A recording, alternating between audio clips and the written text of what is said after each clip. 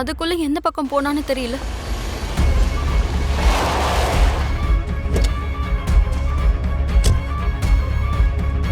லக்ஷ்மி, எங்கம்மா அவன்? எங்க போயிட்டான்? அவன் தப்பிச்சிட்டான் மாமா. என்னம்மா சொல்ற? ஆமா மாமா, நான் ஷார்ட்கட்ல வந்து எப்படியாச்சும் அவனை பிடிச்சிடலான்னு பார்த்தேன். ஆனா அதுக்குள்ளேயே அவன் நடுவுலயே எங்கேயோ இறங்கி போயிட்டான். இப்ப எங்க போய் தேடுறதுன்னு தெரியல. சாரி மாமா, தேவையில்லாம நான் உங்களையும் தொந்தரவு பண்ணிட்டு. இதுக்கெல்லாம் போய் ஏமா சாரி கேட்குற? அவன் மறுபடியும் உன் கண்ணில் பட்டிருக்கான்னா கண்டிப்பா அவன் நம்ம கையில மாட்டுவாங்கிற நம்பிக்கை வருது. இன்னொரு நாள் மறுபடியும் உன் கண்ணில் படுவான், அப்ப கண்டிப்பா பிடிச்சிடலாம். இத வச்சுக்க. நீ யார் கண்ணிலேயே படாம இருக்கணுங்கிறதுக்காக தான் இந்த பணம். திரும்ப யார் கண்ணிலையாவது நீ பட்ட, இந்த வாட்டி நாங்களே உன்னை போட்டு தள்ளிடுவோம். நீ பார்த்து இருந்துக்க. சரிங்க மேடம், இனிமே நான் யார் கண்ணிலையும் படாம இருந்துக்கிறேன். என்ன வரேன். நல்ல வேலை, நம்ம இன்னைக்கு யாரோ நல்லவங்க முகத்துல முழிச்சிருக்கோம்னு நினைக்கிறேன் ஆண்டி. அதான் இவன் லக்ஷ்மி கிட்ட மாட்டுறதுக்கு முன்னாடி நம்ம கண்ணில் பட்டுட்டான். இல்லனா இன்னைக்கு எல்லாருக்கும் இவனை பத்தி தெரிஞ்சிருக்கும். இவனை பிடிச்சி 4 சாத்து சாத்துனா நம்ம பேர் கூட வெளியே வந்திருக்கோம் ஆண்டி. ஆமா மனிஷா, நமக்கு டைம் நல்லா இருந்திருக்கு, அதான் நம்ம கண்ணில் பட்டான். இவன் கொஞ்ச நாளைக்கு வெளியே வராத மாதிரி நம்ம பாத்துக்கணும். ஆமா ஆண்டி, சரி வாங்க போலாம். ஜெகதீஸ்வரிக்கு ஒரு பொண்ணும் பையனும் இருக்காங்க. அதே மாதிரி எனக்கும் சஞ்சனா, விவேக் இருக்காங்க. சஞ்சனாவை ஜெகதீஸ்வரிக்கு மருமகளா அனுப்பி வச்சுட்டு ஜெகதீஸ்வரியோட பொண்ணை என்னோட மருமகளா மாத்திக்கணும்னு ஆசைப்படுறேன்.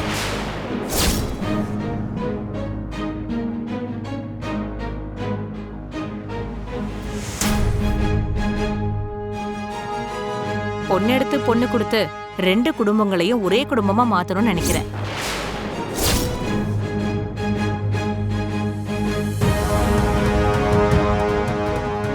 ஆமா அரவிந்தா, சஞ்சனாக்கும் சந்தோஷ்க்கும் ஜோடி பொருத்தம் நல்லா இருக்கும்.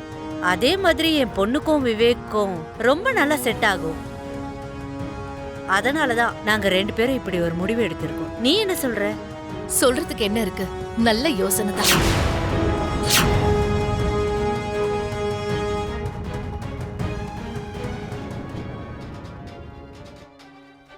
மித்ரா, நீ என்ன எதுவும் பேச மாட்டேங்கிற? நான் பேசுறதுக்கு என்ன இருக்கு ஆண்டி? இந்த மாதிரி விஷயங்கள் முடிவெடுக்கிறதா இருக்கட்டும், அடுத்த கட்டத்துக்கு போறதா இருக்கட்டும், எல்லாமே மாம் கையில தான் இருக்கு. அவங்க என்ன சொல்றாங்களோ அதுக்கு இந்த குடும்பமே தலையாட்டும். அவங்களோட முடிவுக்கு இந்த குடும்பமே தலை வணங்கும். அப்படின்னா அரவிந்தாவே சரின்னு சொன்னதுக்கு அப்புறம் இந்த கல்யாணத்துக்கு எந்த ஒரு பிரச்சனையோ தடங்களோ இருக்காதுன்னு நினைக்கிறேன். சரிங்க ஆண்டி, நீங்க பேசிட்டு இருங்க. எனக்கு ஆபீஸ்க்கு டைம் ஆச்சு, நான் கிளம்புறேன். Manisha, let's go. Okay Mitra, bye Hansika, bye aunty.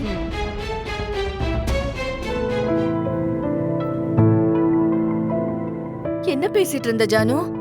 விவேக்கு கல்யாணமா? ஆமா சித்தி, பொண்ணு பாத்துருக்காங்களாம். கூடிய சீக்கிரமே கல்யாணம் நடத்தி வச்சிருவாங்க.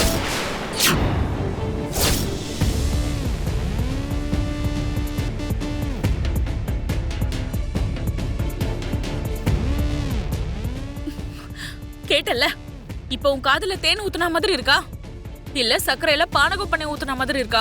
என்னடி பேசுற? அந்த ஜானு சொன்ன வார்த்தை என்ன மாயமா மந்திரமா? தேனை ஊத்துன மாதிரி இருக்கிறதுக்கு? தேவயானி கிட்ட போய் நான் பேசுறேன், விவேக்கோட கல்யாணம் பண்ணி வச்சிடுறேன், நந்தன் குடும்பத்தோட சம்பந்தி ஆயிடுறேன்னு சொல்லி ஏதோ கதையெல்லாம் அளந்து விட்டு கடைசியில என்னை இப்படி ஏமாத்திட்டேன்.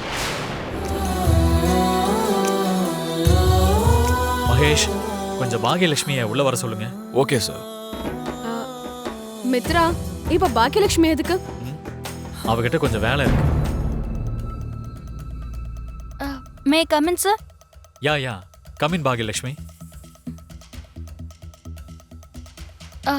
சொல்லுங்க சார். ஒன்றும் இல்லை பாகியலட்சுமி, நம்ம கஷ்டம் என்னைக்குமே வீணாகக்கூடாது. திறமை எப்பவும் வெளியில வராமலே போயிடக்கூடாது. இதுதான் என்னுடைய மெயின் கான்செப்ட். அதனால்தான் கஷ்டப்பட்டு வேலை செய்யறவங்களுக்கு நான் ரெஸ்பெக்ட் கொடுப்பேன். டேலண்ட் இருக்கிறவங்கள என்கரேஜ் பண்ணுவேன். அன்னைக்கு உங்ககிட்ட இருந்த அந்த டைமிங் சென்ஸ் எனக்கு ரொம்ப பிடிச்சிருந்தது. உனக்குள்ள நிறைய டேலண்ட் இருக்குன்னு எனக்கு தோணுது.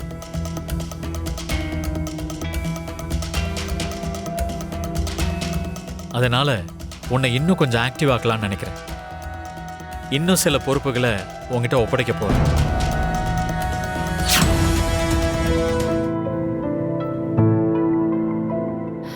வனஜா, என்ன ஆச்சு? ஏன் இப்படி இருக்க? ஒன்றும் இல்லை மேடம்.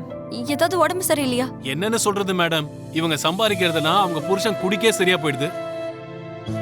இவங்க ஒழுங்கா சாப்பிடவும் மாட்டாங்க. ஏதோ 2-3 நாள்னா யாராவது உதவி செய்வாங்க. தினமும் இதே மாதிரி இருந்ததுன்னா யார் உதவி செய்வாங்க மேடம்? அவர் சொல்றது உண்மையா வனஜா? இன்னைக்கு நீ ஏதாவது சாப்பிட்டியா? சொல்லு வனஜா. நேத்துல இருந்து நான் எதுவும் சாப்பிடல மேடம். வீட்ல மளிகை பொருளா காலி ஆயிடுச்சு. வாங்க சுத்தமா கையில காசு இல்ல.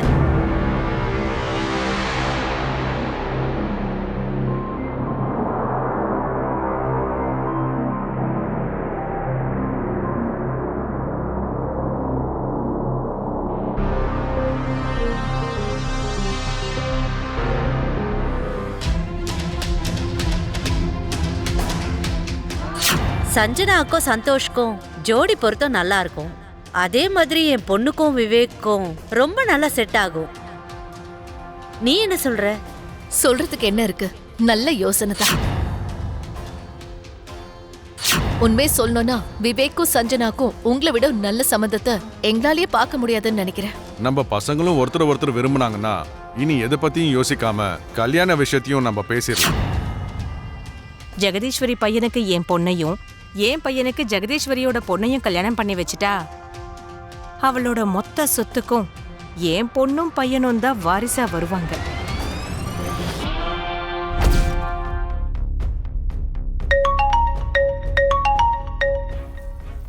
ஹலோ தேவயானி, நான் அனுசுயா பேசுறேன். எப்படி இருக்க அனுசுயா? நல்லா இருக்கியா? நல்லா இருக்கணுமா இல்ல மண்டி எங்கேயாவது முட்டிக்கணுமான்றது நீ சொல்ற பதில தான் இருக்கு. நீ எதை பத்தி பேசிட்டு இருக்க அனுசுயா? உன்கிட்ட அர்ஜென்ட்டா நான் ஒரு முக்கியமான விஷயம் பேசி ஆகணும். என்கிட்ட பேசணுமா? என்ன அது? அதான் நான் முக்கியமான விஷயம்னு சொல்றேன்ல. அதனாலதான் 2 பேரும் நேர்ல சந்திச்சு பேசினா நல்லா இருக்கும். அர்ஜென்டன் வேற சொல்றியா அனுசுயா? நேருக்கு நேரா உட்காந்து பேசுறது, முகத்துல பவுடர் இருக்கா இல்லையான்னு பார்த்து பேசுறது, இதெல்லாம் எதுக்கு? மேட்டர் என்னன்னு சொன்னீன்னா மீட் பண்ணலாமா வேணாமான்னு முடிவெடுக்கலாம். இது போன்ல சொல்ற விஷயம் இல்ல, பர்சனலா நேர்ல சந்திச்சு பேசணும். சரி, ஓகே, அப்பவா பேசலாம். வச்சிடுறேன்.